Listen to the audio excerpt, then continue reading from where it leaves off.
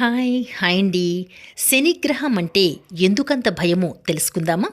శని అనే పేరు చెప్పగానే చాలామంది భయపడిపోతుంటారు. శని పట్టుకున్నదంటూ ఆందోళన చెందుతుంటారు. అసలు శనీశ్వరుడు మహాశివభక్తుడు.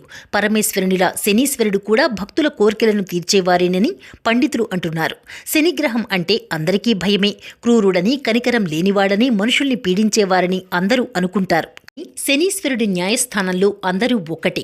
మనం చేసే మంచి పనులే మనకు శ్రీరామ రక్ష. ఒక వ్యక్తి జన్మరాశి చక్రంలో చంద్రుడికి ముందు 12వ ఇంట శని ఉంటే ఆ వ్యక్తికి ఏలినాటి శని ఆరంభమైనట్లే. శని ప్రభావం 2.5 సంవత్సరాల వంతున 3 సార్లు మొత్తం 7.5 సంవత్సరాల కాలం ఉంటుంది. దానాలు, ధర్మాలు, సత్కాలక్షేపాలు, సత్కార్యాలు చేస్తే శని ఆ వ్యక్తికి మేలే చేస్తుంది.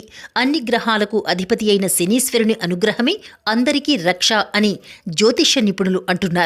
కాబట్టి శనిగ్రహం పట్టిందంటూ భయపడిపోకుండా సత్కాలక్షేపాలు, సత్సంగాలలో పాల్గొంటూ సమాజ అభివృద్ధికి తోడ్పడినట్లయితే అంతా మంచే జరుగుతుంది. ఏమంటారు?